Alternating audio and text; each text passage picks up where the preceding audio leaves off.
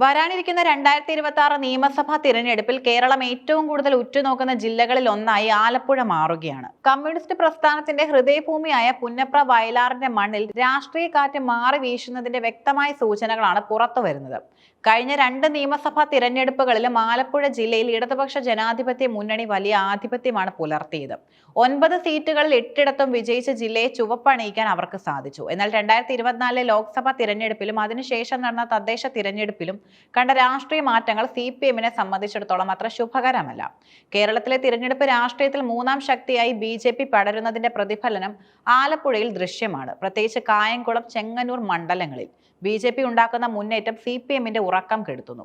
കഴിഞ്ഞ പാർലമെന്റ് തിരഞ്ഞെടുപ്പിൽ ശോഭാ സുരേന്ദ്രൻ കായംകുളത്ത് നടത്തിയ പ്രകടനം രാഷ്ട്രീയ കേരളത്തെ ഞെട്ടിച്ച ഒന്നായിരുന്നു. CPM-ന്റെ സിറ്റിംഗ് സീറ്റിൽ 2ാം സ്ഥാനത്തെത്താൻ അവർക്ക് സാധിച്ചു. ഇക്കുറി ശോഭാ സുരേന്ദ്രൻ തന്നെ നിയമസഭയിലേക്ക് മത്സരിക്കുകയാണെങ്കിൽ കായംകുളത്ത് ഒരു വലിയ അട്ടിമറി വിജയം BJP പ്രതീക്ഷിക്കുന്നു. ചെങ്ങന്നൂർ എന്നത് സജി ചെറിയാൻ വലിയ ഭൂരിപക്ഷത്തിൽ ജയിച്ച മണ്ഡലമാണെങ്കിലും BJP നേതാവ് സന്ദീപ് വചസ്പതി മണ്ഡലം കേന്ദ്രീകരിച്ച് നടത്തുന്ന പ്രവർത്തനങ്ങൾ CPM-ന്റെ ഹിന്ദു വോട്ട് ബാങ്കിൽ വലിയ വിള്ളലുകൾ ഉണ്ടാക്കുന്നു. തദ്ദേശ തിരഞ്ഞെടുപ്പിലെ വോട്ട് വിഹിതം പരിശോധിക്കുമ്പോൾ BJP ഇവിടെ CPM-ന്റെ തൊട്ടടുത്ത് എത്തിക്കഴിഞ്ഞു. കഴിഞ്ഞ തവണ കൈവിട്ടു പോയ സീറ്റുകൾ തിരിച്ചുപിടിക്കാൻ കോൺഗ്രസ് നേതൃത്വത്തിലുള്ള UDF ഇക്കുറി വൻ തയ്യാറെടുപ്പിലാണ്. കേവലം 713 വോട്ടുകൾക്ക് ദലീമ ജോജോ ജയിച്ച അരൂരിൽ ഷാനിമോൾ ഉസ്മാൻ വീണ്ടും മത്സരരംഗത്തുണ്ടായാൽ UDF വിജയം ഉറപ്പിക്കുന്നു. തദ്ദേശ തിരഞ്ഞെടുപ്പിൽ UDF ഇവിടെ നേടിയ ആധിപത്യം അവർക്ക് ആത്മവിശ്വാസം നൽകുന്നുമുണ്ട്. CPM സിറ്റിംഗ് സീറ്റുകളായ ആലപ്പുഴയിലും ചേർത്തലയിലും PP ചിത്തരഞ്ജനും മന്ത്രി P പ്രസാദും ജയിച്ചത് ചെറിയ ഭൂരിപക്ഷത്തിലായിരുന്നു. ശക്തരായ സ്ഥാനാർത്ഥികളെ ഇറക്കി ഈ സീറ്റുകൾ തിരിച്ചുപിടിക്കാനാണ് UDF നീക്കം. ആലപ്പുഴ നഗരസഭയിൽ സ്വതന്ത്രന്റെ പിന്തുണയോടെ UDF ഭരണം പിടിച്ചത് ഇവിടുത്തെ മാറുന്ന രാഷ്ട്രീയ സാഹചര്യത്തിന്റെ തെളിവാണ്. അമ്പലപ്പുഴ മണ്ഡലത്തിൽ G സുധാകരനെ മാറ്റി നിർത്തിയത് CPM-ന് വലിയ തിരിച്ചടിയായി മാറിയിട്ടുമുണ്ട്. നിലവിലെ MLA H സലാമിന് G സുധാകരന്റെ പകരക്കാരനാവാൻ കഴിഞ്ഞിട്ടില്ലെന്ന വിലയിരുത്തൽ പാർട്ടിക്കുള്ളിൽ തന്നെയുണ്ട്. സുധാകരനെ സജീവമാക്കിയില്ലെങ്കിൽ UDF-ഓ BJP-യോ ഈ സാഹചര്യം മുതലെടുക്കുമെന്ന് CPM ഭയപ്പെടുന്നു.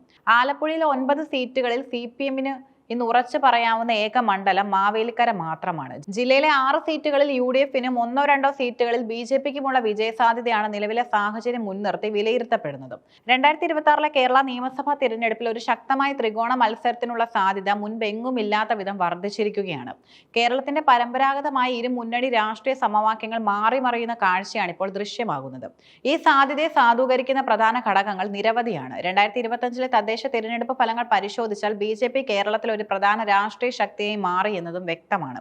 തിരുവനന്തപുരം കോർപ്പറേഷനിൽ നേടിയ മുന്നേറ്റവും പാലക്കാട് നഗരസഭയിലെ ആധിപത്യവും NDAയുടെ ആത്മവിശ്വാസം വർദ്ധിപ്പിച്ചിട്ടുണ്ട്. 2026 പ്രധാനമന്ത്രി നരേന്ദ്രമോദിയുടെ നേതൃത്വത്തിൽ പ്രഖ്യാപിച്ച മിഷൻ 2026 പദ്ധതിയിലൂടെ ചുരുങ്ങിയത് 30 മുതൽ 40 വരെ മണ്ഡലങ്ങളിൽ ശക്തമായ ത്രികോണ മത്സരം കാഴ്ചവെക്കാനാണ് BJP ലക്ഷ്യമിടുന്നത്. നേമം, വട്ടിയൂർക്കാവ്, തൃശൂർ, കായംകുളം തുടങ്ങിയ മണ്ഡലങ്ങളിൽ ഇത് പ്രകടമാണ്. ഭരണവിരുദ്ധ വികാരം മുതലെടുത്ത് UDF വലിയ തിരിച്ചുവരവിന് തയ്യാറെടുക്കുകയാണിപ്പോൾ. തദ്ദേശ തിരഞ്ഞെടുപ്പിൽ നഗരങ്ങളിലും മുനിസിപ്പാലിറ്റികളിലും UDF നേടിയ വിജയം അവർക്ക് വലിയ മുൻതൂക്കം നൽകുന്നു. LDF വോട്ടുകളിൽ BJP വിള്ളൽ ഉണ്ടാക്കുന്നത് പലയിടത്തും UDF-ന് ഗുണകരമാകുന്നുമുണ്ട്.